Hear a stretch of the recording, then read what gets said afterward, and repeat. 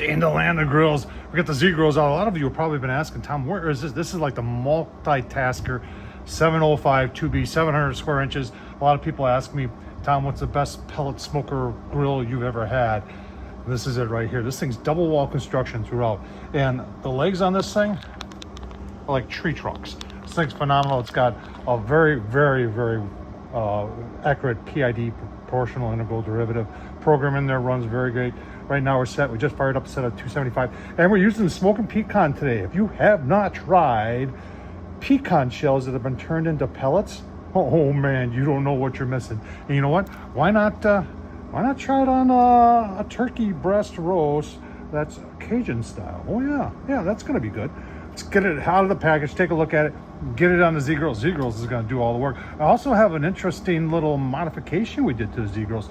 Have you a look at that, and we'll leave a link. We'll leave a link down below to the review we did to this. We'll leave a link down below to those Smokin Pecan shells. You can get, I think it's 5% off, 10% off your first order. I'll leave the link down to that, and I'm out of links. So let's go take a look at this guy. All right, so there it is, all ready to go. I had a coworker at work because this has one of those socks over it, mesh, and I've tried cooking them, taking the mesh off and cooking them, and they kind of fall apart.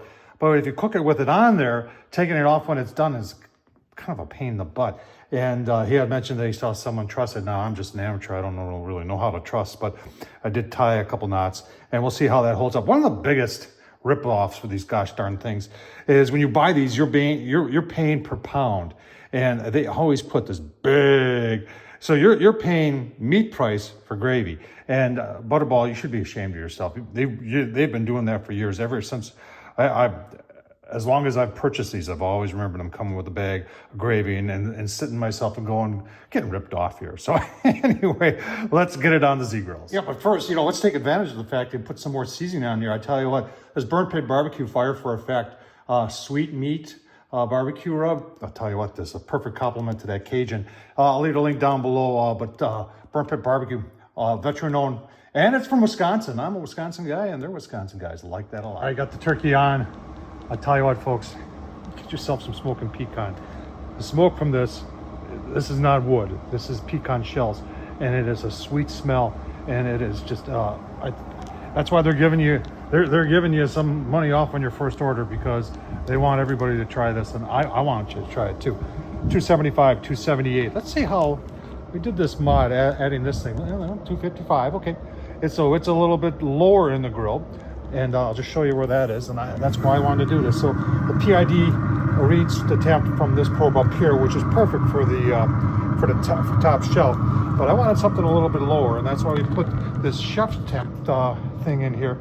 And this is Wi-Fi connected, and you can put probes, Bluetooth probes into your meat and all that. I don't have that option, but I think it's pretty cool. But we'll keep on going and give you a look-see. Nice job by Z. All right, just got back from a walk. I'm thinking we're around an hour 45. This thing does have a timer. I don't know why I didn't put it on. You're wondering why I got the Blues Hog out. That's right.